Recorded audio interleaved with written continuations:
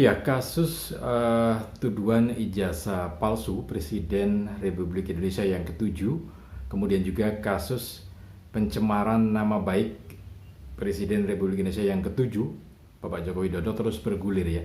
Nah, yang terbaru kemarin bahwa Roy Suryo yang sudah menjadi tersangka kemudian diperiksa, ternyata hasilnya Roy Suryo tidak ditahan ya. Jadi diberi kesempatan untuk pulang kembali ke rumahnya masing-masing. Jadi yang diperiksa itu ada 3, Bang Roy Suryo, kemudian Rismon Sianipar, dan Dr. Tifa ya. Dan ketiga-tiganya diberi kesempatan untuk pulang ke rumah masing-masing, tidak ada penahanan. Nah, ini yang terbaru, dan tentu saja kita lihat media massa juga ramai menginformasikan, kemudian masyarakat kita tentu saja seperti biasanya terbelah menjadi 2 gitu ya. Ada yang mendukung, memberi dukungan terhadap Roy Suryo dan kawan-kawannya, kemudian juga ada yang mendukung tentang ijazah Presiden Republik Indonesia yang ketujuh, Bapak Joko Widodo, adalah asli gitu ya.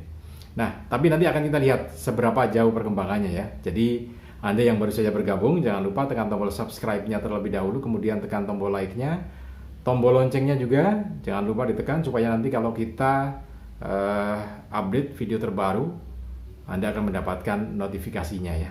Baik, jadi perkembangan terbarunya setelah Roy Suryo dan kawan-kawan ini 3 orang ya. Jadi ada Roy Suryo, kemudian ada Rismon Sianipar, kemudian ada Dr. Tifa. Nah, ketiganya ini kan menjadi tersangka dengan 8 orang secara keseluruhan ya. Jadi 5 orang yang lainnya. Nah, ini yang diperiksa adalah yang 3 tadi. Kemudian setelah diperiksa diberi kesempatan untuk pulang kembali. Nah, kenapa kemudian tidak ditahan gitu ya? Setelah diperiksa di Direktorat Reserse Kriminal Umum di Reskrimum Polda Metro Jaya, ternyata ketiganya tidak ditahan. Jadi diberi kesempatan untuk pulang ke rumah masing-masing. Mereka diperiksa selama 9 jam lebih ya. Ada yang 9 jam, ada yang 8 jam. Ya sekitar 9 jam 20 menit lah. Nah, seperti yang disampaikan oleh Direktur Reserse Kriminal Umum Polda Metro Jaya, Komisaris Besar Polisi Iman Imanuddin, yang menyatakan bahwa mereka atau ketiga tersangka ini tidak ditahan karena mengajukan ahli dan saksi yang meringankan. Jadi ada 2 ahli, kemudian ada 3 saksi yang meringankan. Karena itu kepolisian Polda Metro Jaya juga memberikan keseimbangan terhadap tersangka dalam proses hukumnya ya. Keseimbangan itu artinya diantaranya dalam bentuk tetap memberikan kesempatan ketiganya, Dr. Roy Suryo, kemudian Rismon Sianipar, dan juga Dr. Tifa untuk pulang kembali. Karena ada alasannya, yaitu ada saksi yang meringankan 3, kemudian 2 ahli ya, sehingga dilepas. Ini adalah bagian dalam keseimbangan. Selain itu, pada waktu pemeriksaan ini juga Polda Metro Jaya juga fair mengatakan bahwa meskipun diperiksa selama 9 jam dan 20 menit, kemudian ratusan pertanyaan diberikan kepada ketiga tersangka ini, tapi haknya tetap diberikan. Jadi tetap ada istirahat untuk sholat gitu ya, untuk makan juga ada, isoma lah istilahnya seperti itu, juga diberikan kepada ketiga tersangka yang diperiksa ini.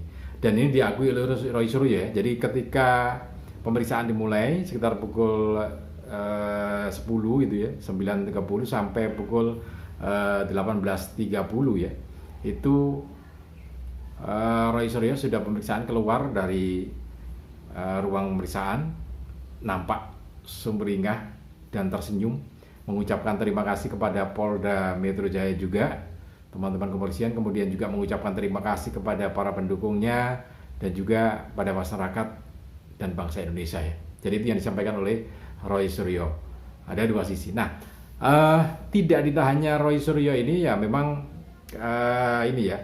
Jadi masyarakat kita kan ada ingin ini kan ribut terus gitu ya. Jadi terus disuarakan sehingga ada juga yang merasa risih gitu ya, kok itu terus yang diomongkan gitu ya. Nah tapi ya memang mereka seperti yang disampaikan oleh Suryo, mereka berjuang untuk mencari kebenaran itu ya, jadi tetap dilakukan. Nah di sisi yang lainnya seperti yang disampaikan oleh Mahfud MD, jadi sekarang Mahfud MD menjabat ini ya, di tim reformasi kepolisian ya. Nah Mahfud MD sempat menyebutkan bahwa tentang kemungkinan Roy Suryo diadili gitu ya. Jadi kemungkinan Roy Suryo diadili ini ya gimana jawabnya, tapi memang sebelum Roy Suryo diadili memang harus ada keputusan lain yang lebih dulu diputuskan oleh hakim. Jadi yang dimaksud oleh Mahfud MD adalah harus ada keputusan dari hakim atau pengadilan yang menyatakan ijazah Presiden Republik Indonesia yang ke-7 Bapak Joko Widodo itu adalah asli. Jadi yang menetapkan asli tidak itu di pengadilan hakim ya. Nah setelah itu baru kemudian Roy Suryo diadili. Itu pun kalau ijazah Presiden Republik Indonesia Joko Widodo dinyatakan dalam sebuah pengadilan bahwa itu adalah asli, maka Roy Suryo akan diadili karena benar, berarti Roy Suryo mencemarkan nama baik Presiden Republik Indonesia yang ke-7 kalau itu sudah diputuskan asli. Tapi kalau kemudian pengadilan menyatakan itu tidak asli gitu ya, maka ya Roy Suryo tidak akan bisa diadili sebagai tindakan atau pelaporan pencemaran nama baik ya. Nah itu yang jadi catatannya. Nah memang terlepas dari itu semua, sampai saat ini memang yang disampaikan oleh Mahfud MD ini adalah logika hukum ya. Jadi logika hukum, hanya memang logika hukum itu kemudian akan